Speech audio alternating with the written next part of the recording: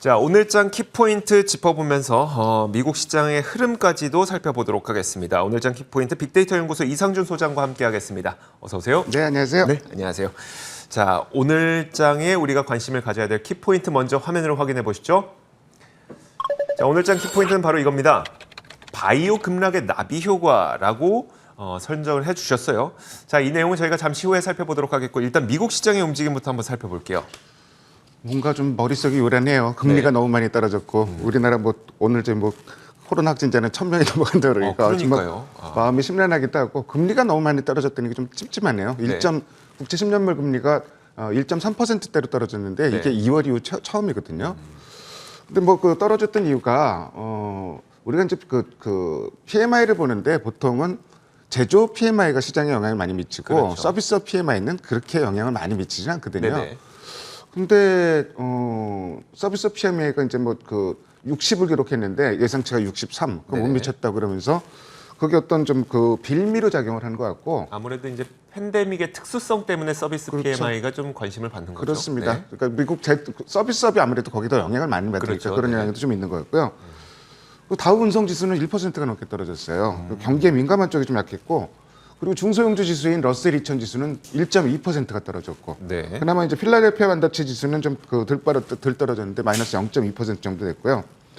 종목별로 보니까 역시 뭐 대형 그 기술주들이 그래도 올라가요. 금리 떨어지니까. 아마존이 거의 뭐 5% 가까이 올라갔는데 네. 이런 스토리예요. 그러니까 트럼프 대통령이 아마존을 굉장히 미워했었잖아요. 맞아요. 네. 저희 민주당 성향이라고 뭐 이러면서 그렇죠. 미워했었는데 그러면서 이제 그 클라우드 그 나라에서 입찰을 했었는데 아마존이 절대적인 강제인데 떨어뜨리고선 마이크로소프트가 받았었거든요. 그랬죠. 소송 제기했는데 결국은 없던 일이 돼버렸어요. 그러니까 그것 때문에 아마존은 많이 올랐고 마이크로소프트는 그럼 어떻게 됐느냐? 마이너스 나다가 보합으로 끝났어요. 네, 그럼 네. 큰 영향 없었고요. 애플도 1.5%, 넷플릭스도 1.5% 올랐고요. 마이크론 테크놀로지는 오늘 뭐 그 삼성전자 실적 관련해갖고 0.9% 올랐는데 그 지켜봐야 될 종목이죠. 반면에 이제 테슬라가 또 자율주행 사고 나면서 소송 또 붙었나 봐요. 네네. 그래서 2% 넘게 3% 가까이 좀 빠졌고요. 소위 이제 경기 민감주라 그런 종목이 이제 정유주 쉐브론이 2%, 캐터필라가 2%, 골드만삭스는 1.2%다 경기 민감한 쪽은 좀 다 약세를 보였다는 거. 뭐 이런 그 정도가 특징적이었고 달러 인덱스는 강보합 정도를 기록했고요. WTI 유가가 76달러까지 올랐었잖아요. 네네. 그 오페크 플러스 웨이 이제 결렬됐다 그러면서 76달러까지 찍었는데 다음 회의에 대해서 낚아난다 이런 얘기예요. 네네. 그러면서 뭐 다시 73달러로 큰 폭으로 떨어졌는데 유가는 지금 뭐 100달러 전망이 나오고 있으니까 뱅크 오브 아메리카에서 내년 상반기 100달러 브렌트 네네. 기준으로 전망을 내놓고 있으니까 추세는 상승 추세인 것 같고요. 금리는 아까 얘기한 대로 큰 폭으로 떨어졌고 자, 우리 방송하는 시간 중에 아마 삼성전자 실적이 나올 수도 있을 것 나올 수도 있을 것 같은데. 같아요. 네. 근데 자, 삼성전자 지금 11조 정도 예상을 하고 있잖아요. 네. 컨센서스는 10조 원인데 최근에 11조로는 올라왔고 네네. LG전자 같은 경우는 1조 1천억 원 정도 예상을 하는데 최근 나온 리포트들은 1조 2천억 정도를 예상을 하고 있어요. 네네. 근데 보통 서프라이즈가 나올 때는 삼성전자고 LG전자고 예상보다 더 크게 나오더라고요. 네. 그래서 좀 한번 기대를 해보는데 그럼 실적 발표하고 주가가 어떻게 됐느냐. 이게 어떻게 될것 참 같아서? 삼성전자는 이해가 안 가요. 그러니까 컨센서스보다 잘 나왔을 때 주가가 올라가는 것도 아니고 네네. 어떤 일정한 패턴이 없어요. 예를 들어서 3분기 실적 발표했을 때 예상보다 20%가 좋게 나왔거든요. 근데 닷새 동안 주가는 빠졌어요. 네. 그리고 4분기 실적 발표했을 때는 예상보다 7%나 밑돌았는데 주가는 닷새도 올랐고.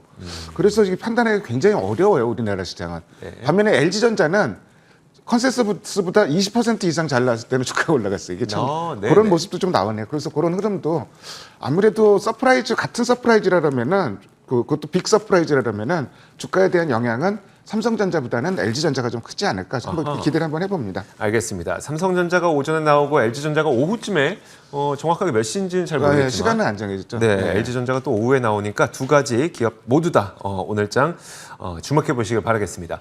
자, 미국 시장 흐름 한번 살펴봤고요. 그렇다면 어제 우리 시장에서 수급 특징주는 어떤 게 있었을까요?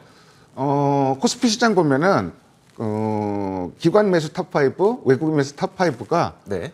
모두 쌍끌이 종목이에요. 아, 같이 샀어요. 그러니까 네. 삼성전자, SDI, 이노베이션, 하이닉스, SOL 이런 종목들을 다 LG전자는 4월 연속 쌍끌이가 나왔고요. 네네. 어제 특징이 이런 그 소위 이제 좀 그 실적 좋은 회사들이죠. 이 종목들 보면 다 실적 기대되는 종목들이잖아요. 네. 이런 종목들이 그 동시에 쌍끌이가 나왔다는 거. 그리고 삼성전자 같은 경우는 오늘 실적 발표하는데 6월 3일 이후에 한 달 만에 쌍끌이 매수가 나왔어요. 기관예군이 동시에 산 게 6월 3일 이후 처음입니다. 네. 그래서 한번 좀 기대를 해보고 코스닥에서는 그렇게 뭐 쌍끌이 매수 종목이 많지는 않은데 앞타바이오라는 종목이 요새 갑자기 주가 훅 올라오더라고요. 4월 연속 쌍끌이 기록했고 LB세미콘이 이틀 연속 쌍끌이를 기록했고 SK머티리얼스 지난주 수요일 날 그 수급 대장주로 제가 꼽았던 종목이죠. 네네. 분기가 가면 갈수록 실적이 좋아진다 이런 그렇죠. 종목인데 네. 이 종목도 어제 강한 쌍끌이가 나왔던 정도가 특징이고 종목을 좀 그 수급 대장주로 그러는데 좀 고민을 했어요. 네. 왜냐면은 웬만하면은 겹치지 않게 종목을 말씀드리고 싶은데 어제는 그렇게 종목을 찾아봤는데 별로 없더라고요. 그래서 얼마 전에 제시했던 오늘 실적 발표하는 LG전자를 한번 좀 제시해봤습니다. 그래도 적어도 이 LG전자도 수급에 의미가 있기 때문에 설정을 해주신 거잖아요. 그렇죠. 네. 4월 연속 쌍끌이가 나왔는데 실적이 얼마나 나올지는 제가 몰라요. 그렇죠. 근데 상당히 잘 나올 거라는 거는 기대를 하고 있는데 원래 수급이 먼저 움직이잖아요. 네네. 4월 연속 쌍끌이가 나왔다는 거는 시장이 그만큼 기대를 하고 있다는 좀 그 근거를 볼 수 있을 것 같고 주가는 추세적으로는 빨간 선이 이제 외국인인데 보시면은 샀다 팔았다는 하는데 추세적으로 우상향으로 계속 움직이고 있죠. 네네. 무게로 보면은 그 기관도 뭐 완만한 매수세를 기록하고 있고 수급 흐름은 나쁘지 않은 상황이고 자, 오늘 뭐 아까 얘기했듯이 이 회사는 오늘 실적 발표하는데 영업이 컨센서스는 1조 1천억 원, 내심 1조 2천억을 기대하고 있는데 네네.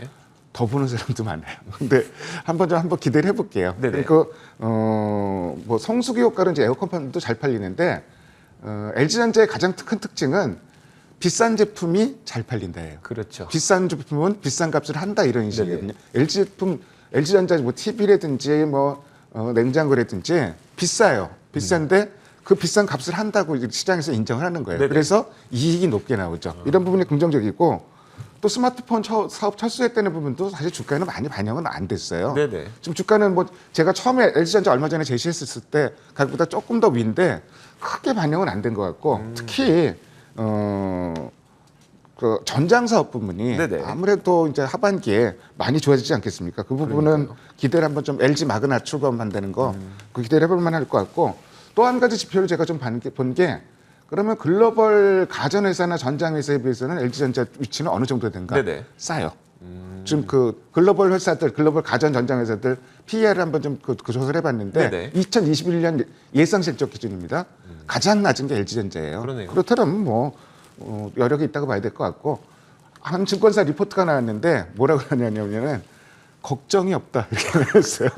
그러니까 뭐 걱정이 없다는 표현은 정말 뭐 모든 게 순조롭다는 얘기 아니겠습니까? 네네. 그리고 증권사 평균 목표가는 한 22만 원 정도 되는데요. 어. 아니, 오늘 실적 잘 나서 한번 좀 빵 올랐으면 좋겠습니다. 네, 지금 보니까 삼성전자 실적이 나왔습니다. 나왔어요? 속보가 나왔으니까 좀 간략하게 볼게요. 일단 영업이익이 12조 5천억 원. 그렇죠. 굉장합니다. 네. 뭐 11조 원도 약간 상단이었었는데 12조 5천억 원 나왔습니다.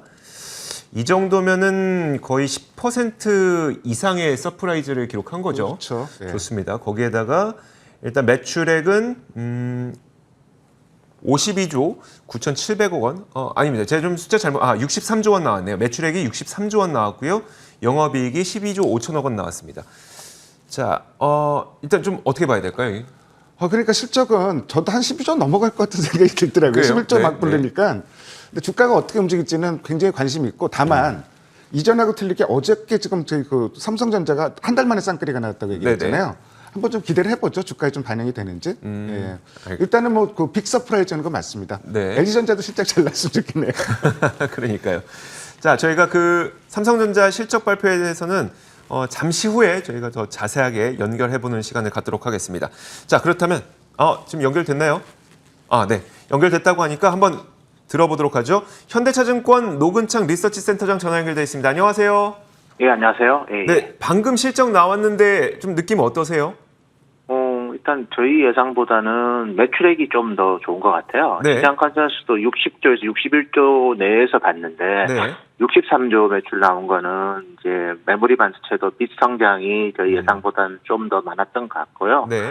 그리고 뭐 IM 쪽 저희 우려 많았는데 저 정도 매출이 나오려면 IM 쪽 것도 매출액 자체는 생각보다 좀 더 물론 1분기보다 많이 줄었지만 그래도 네. 시장 예상치보다는 좀 줄었을 것 같고 시사업부도 그런 것 같고요. 전반적으로는 매출액이 예상보다 좋았다는 거에 좀 더 긍정의 의미가 많은 것 같고 영업이익은 사실은 2분기는 일회성 이익이 좀 잡히는 시점입니다. 네. 애플 관련된 충당금도 있고 그다음에 1월에 1분기에 어쨌든 오스틴 공장 정전 사고가 있었지 않습니까? 네네. 그거는 어쨌든 보험 등 다양한 일회성 이익이 2분기에 잡힐 수 있는 요인들이거든요. 네. 그래서 영업이익은 시장 컨센서스 상회하는 거는 충분히 가능할 수 있지만 왜냐하면 일회성 이익의 어떻게 보면 그 규모에 따라서 서프라이즈가 나올 수는 있지만 저는 그것보다는 매출액이 시장 컨센보다 좀 잘 나온 부분은 생각보다 삼성이 반도체 부품난, 비메모리 반도체 부품난을 좀 잘 극복한 거 아닌가. 그리고 메모리 반도체의 출하량 증가 폭도 시장이 예상한 것보다는 좀 더 양호하지 않았나 그렇게 저희는 평가하고 있습니다. 이번 실적은 일회성 이익이 있을 수 있어서 이익이 얼마나 늘어났느냐보다도 매출이 늘어나는 게 더 중요한 그런 실적이었었는데 매출액도 시장에서 예상했던 것보다 훨씬 더 좋기 때문에 일단 긍정적으로 보시는 거네요. 그러면 이제 이 정도 속도로 가면은 연간 최고 실적 달성 가능성에 대한 이야기도 나오고 있는데 가능할 것 같으세요? 그거는 좀 불가능할 것 같습니다. 그래요? 왜냐하면 2018년에 기록한 59조 영업이익은 지금 정도로는 좀 실현이 힘들 것 같고 지금 목표는 2017년에 달성했던 53.6조 원을 올해 달성할 수 있느냐 없느냐 그쪽에 오히려 초점을 맞춰야 될 것 같아요. 네. 그러면 2018년 수준은 아니지만 2017년 이익 수준을 뛰어넘는다면 삼성전자의 하반 경직성은 주가의 하반 경직성은 좀 더 견고해지지 않을까 그렇게 보고 있습니다. 알겠습니다. 삼성전자의 주가가 왜 이 정도 수준에서 더 올라가지 않느냐라고 개인 투자자분들이 많이 이제 말씀을 하시는데 그와 관련돼서 이제 메모리 반도체 수요가 이제 하반기에 정점을 찍을 것이기 때문에 그러기에 미리 반영이 된 거다 이런 분석들도 있잖아요. 여기에 대해서는 어떻게 생각해야 될까요?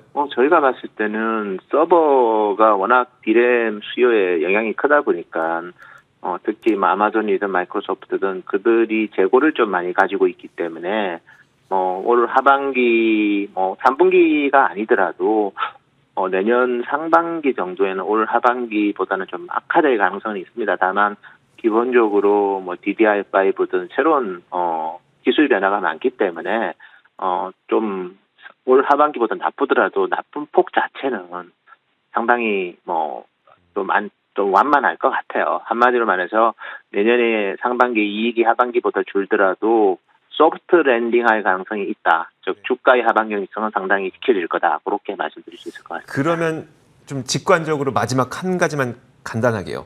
10만 전자는 좀 기대해봐도 될 것 같으세요? 올해 간다고 제가 확신드리기는 힘들지만, 네.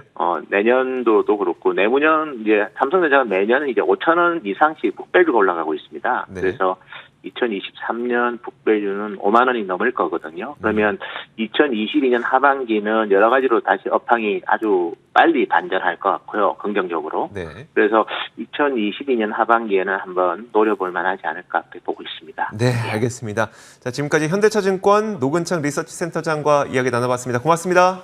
네, 감사합니다. 자, 저희가 취재기자 연결해서 좀 더 자세한 내용 한번 들어보도록 하죠. 김미슬 기자 연결돼 있죠?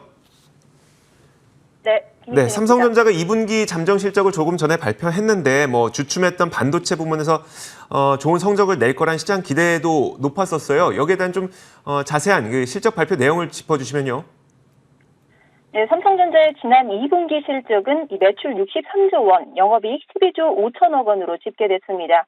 지난해 2분기와 비교하면 매출은 18.94%, 영업이익은 53.37%나 증가했습니다. 매출 61조 원대, 그리고 영업이익 10조 원대 중후반의 실적을 달성할 것으로 내다봤던 이 시장 기대치를 훌쩍 웃돈 깜짝 실적입니다. 이 두 자릿수 영업이익은 지난해 3분기 이후 2분기만이고 2분기 기준으로는 지난 2018년 2분기 이후 3년 만입니다. 이 삼성전자의 후실적은 메모리 반도체 가격 상승이 이끌었다는 분석입니다. 지난 4월 기준 PC 등에 들어가는 D램의 고정거래 가격은 한 달 전보다 27% 가까이 오른 3달러 80센트를 기록했습니다. 4년 3개월 만에 가장 큰 상승폭을 나타냈습니다. 메모리 카드와 USB 등에 쓰이는 낸드 플래시도 같은 기간 8.5%가량 가격이 올랐습니다. 여기에 지난 1분기 한파로 가동이 중단됐던 미국 텍사스 오스틴 공장이 정상화되면서 실적 개선에 힘을 보탰다는 분석입니다. 증권업계에서는 반도체 사업을 담당하는 DS본의 2분기 영업이익이 전분기보다 2배 늘어난 6조 원을 넘어설 것으로 보고 있습니다. 이 시장에서는 디스플레이에서도 LCD 패널 가격 상승과 중소형 OLED 출하량 증가 등으로 이 수익성이 개선됐을 것으로 전망했습니다. 모바일 부문은 인도 등 각국의 코로나19 재확산 여파로 이 부정적인 영향을 받았을 것으로 예상이 되지만 이 3조 원 안팎의 실적을 거뒀을 것으로 관측됩니다. 가전 부분에서는 2분기 연속 1조 원의 영업이익을 달성할 수 있을지 주목되고 있습니다. 삼성전자는 이달 말 사업 부문 실적을 포함해 확정 실적을 발표할 예정입니다. 머니투데이 방송 김희진입니다. 자, 이렇게 삼성전자 실적 발표된 내용들 살펴봤습니다. 동시효과 구간 시작됐는데 아직 삼성전자에 특별한 반응은 없는 상태고요. 자, 계속해서 이상준 소장과 이야기 이어가도록 하겠습니다. 시간이 그렇게 많지는 않아서 오늘장 키포인트랑 오늘 시장에 대한 투자 전략을 좀 간략하게 짚어주시면. 삼성전자는 말씀 들어보니까 네. 매출이 일단 그 키포인트네요. 매출이. 네네. 시간이 없으니까 좀 간략하게 정리를 할게요. 나비 효과라고 제가 표현을 했던 게 바이오주 신풍제약 악재가 나오니까 바이오주 전체가 좀 무너져버리고 그렇죠. 그리고 게임주에도 영향을 미치고 근데 시장이 영향을 받았느냐? 영향 안 받아요. 오히려 상승 종목 늘어나고 더 좋은 흐름이 좀 나오고 있어요. 네. 그렇다면은 표는 하나만 보여주시면 될 것 같아요. 7월 들어서 외국인 기관이 쌍끌이한 업종 중에서 네. 어떤 종목을 샀는지만 그 제일 키포인트인 것 같은데 마지막 표만 한번 보여주시면 될 것 같고 네. 이런 수급이 되는 종목도 접근을 해야 될 것 같고 우리나라 참 어닝 시즌 어렵습니다. 접근하기가. 네. 근데 어쨌든 그 바이오 게임이 이제 한 발 물러서니까 실적에 대한 관심은 다시 살아날 수 있거든요. 네. 근데 우리나라 어닝 시즌은 같이 체크를 해야 되는 게 제약도 봐야 되지, 실적도 봐야 되지만 실적이 좋아질 것으로 기대되면서 수급이 들어온 종목을 이 두 가지를 같이 봐야 되는 전략이 필요하다. 이런 말씀 정도만 드리고 싶습니다. 네, 알겠습니다. 자, 오늘장 키포인트 여기까지 하도록 하겠습니다. 빅데이터 연구소 이상준 소장과 함께 이야기 나눠봤습니다. 고맙습니다. 네, 감사합니다.